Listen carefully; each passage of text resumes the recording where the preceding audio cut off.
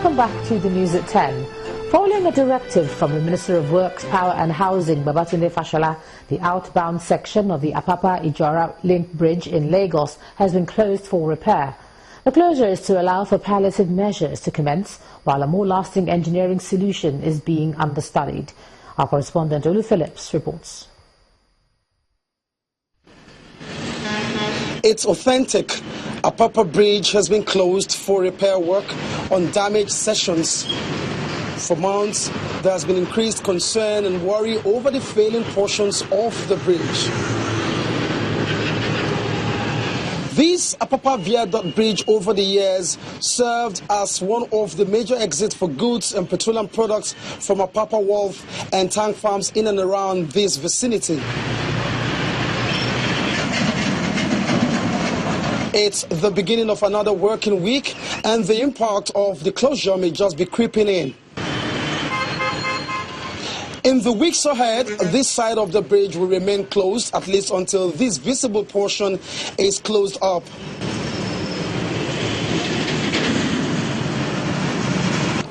So, what does this closure mean for motorists? They should make sure that that Tinkan road is free so that people can connect from Orile into Apapa. Because if you block here, there's no other road to go. So they need to make that Tinkan, because that Tinkan road is another bad road. Containers, tankers, bumper to bumper, you can't pass through there.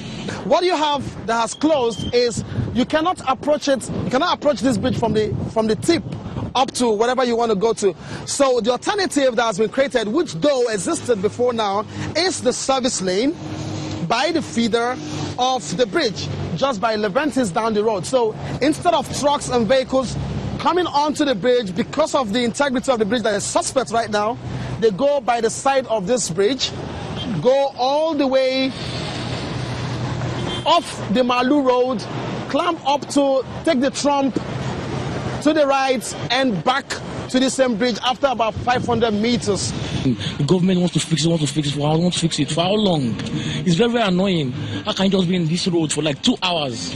Man, it's annoying, brother. I would like to. It's very, very annoying. From all indications, quite a little more needs to be done in terms of traffic control, security, and of course, getting the service lane well lit. The closure for repair of this bridge may well not have been a big deal for the heavy tonnage vehicles that daily ply this route. But it's going to be an enduring task, considering that the other major exit through the Apapa Liverpool Road via Tinkan Island access has been completely blocked by trucks going into the tank farms to lift products. Perhaps that is a focus area for authorities. Olu Phillips, Channels Television News. The federal government has brought Turkish Airlines before a federal high court in Abuja over an alleged criminal violation of the rights of some Nigerian passengers. The Attorney General of the Federation and Minister of Justice Abubakar Malami filed a 3-count charge against the airline, as well as 2 of its principal officers, the board chairman and commercial manager. In the charge, the federal government alleged that the 3 accused persons between December 20th, 2015 and March 2016, without sufficient cause, refused to provide the Consumer Protection Council documents on Turkish Airlines policy on delayed baggage, thereby committing an offence punishable under Section 18 of the CPC Act. The prosecution came on the heels of the airline's persistent refusal to respond to lawful requests of CPC for a full situation report on the airline's alleged shoddy treatment of passengers of Flight 623 from Istanbul to Abuja on December the 25th and 31st, 2015, as well as January the 9th, 2016. Now let's take a look at some business news for the day. Here's Melinda Akinlami.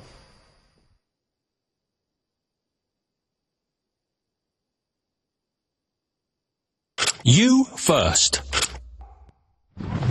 First Bank.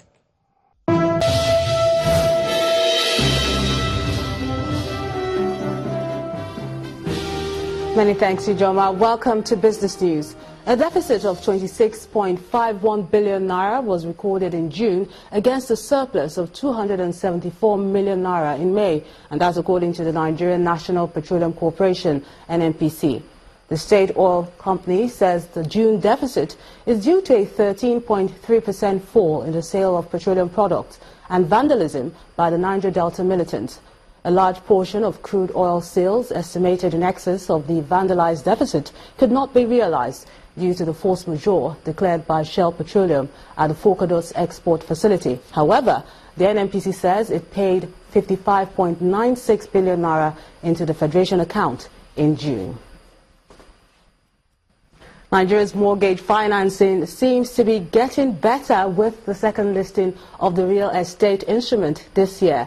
The first was the multi-billion naira bond of Nigeria Mortgage Refinance Company, listed on FMDQ OTC Securities in February. Today, another mortgage finance commercial paper worth 16.8 billion naira by UPDC PLC was admitted on the same trading platform. This is the 16.8 billion CP issue under a 24 billion CP issuance program for UPDC PLC. And it was done at a rate of about 10.43%, which in the times that we are in now, that is a fantastic rate, and that's what everyone has pretty much been talking about.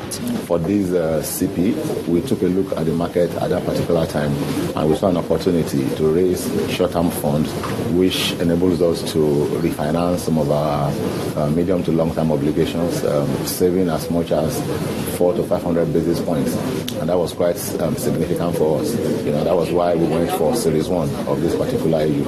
So this has helped us to diversify our investor base. It has given us the right visibility that we want, and we also believe that this product creates the right sort of liquidity platform which we want investors in our asset class to have. The bears widened their territory on the Nigerian stock market by 0.11% as scenarios around the FX policies and investors' expectations from more second quarter earnings guide equity sentiments. Bolaji Akinwale tells us more.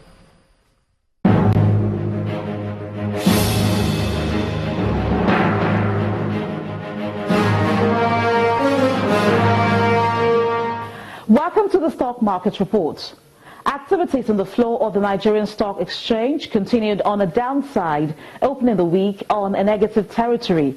The key index slipped 0.1%, closing at 27,394.98. The market's capitalization dropped from 9.419 trillion naira last Friday to 9.408 trillion naira on Monday. Volume came in at 118.3 million shares, valued at 1.2 billion naira and traded in 2,899 deals. On the gainers table, FCMB chalked up more than 5%, followed by Dangote Sugar with 5% and Nigeria Police Force Microfinance Bank with 4.4%. On the flip side, flour mills led on the decliners table with a drop of 9% from its share price. Dangote Flour lost 5.3%, while Total dropped 5%. In the meantime, bank stocks topped the volume chart, led by FBN Holdings, Access Bank and Fidelity Bank. And that's it on the Stock Market Reports. I'm Bolaji Akinwale. Now let's check out how major stock markets fared today. Most of them rallied on Monday, but U.S. equities closed slightly lower as the waiting game begins for investors itching to get retail sales data this week.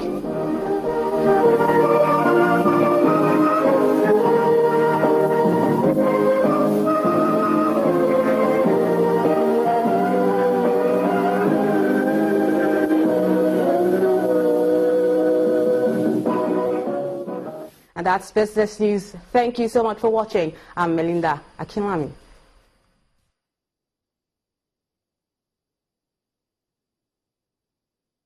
You first. First Bank.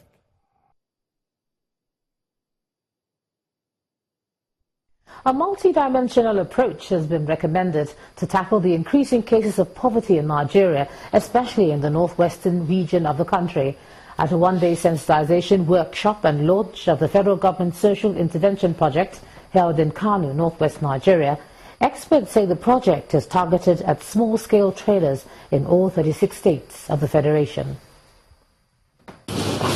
Staff of the Kano State Ministry of Planning and Budget In collaboration with the Office of the President on Social Intervention, I gathered here for a meeting designed to educate ministries, departments and agencies of the state government on the need to alleviate poverty and key into the federal government's intervention programs. The initiative indeed has come a long way in complementing various interventions of the state government, such as 1,393 traditional bus attendants that were trained and empowered, 100 youths that were sponsored to undergo training on automobile repairs and maintenance at the Pujo Company Learning Center in Kaduna, 250 youth that were trained on information and communication technology, the training of 100 youth on animal artificial insemination in Turkey, and the training of 500 youth on different types of trades. Lastly, the employment of over 1,000 agricultural extension workers. The state government says this initiative of the federal government couldn't have come at a better time. We believe Kano, going by the history of our people being entrepreneurs, by the history of Kano being the most populous state in Nigeria, we believe we are in the right position to maximize the benefit from these programs. The federal government's delegation to the workshop explains that because of the multidimensional nature of poverty, the government of President Buhari has created various approaches for addressing it and tackling youth unemployment in all the 36 states of the federation. With the rising economic and security challenges in Nigeria, experts at this forum believe that government needs to address these problems as a matter of urgency.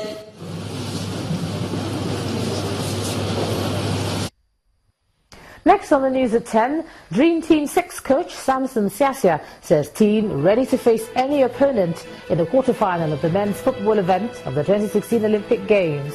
That's on sports. Do stay with us.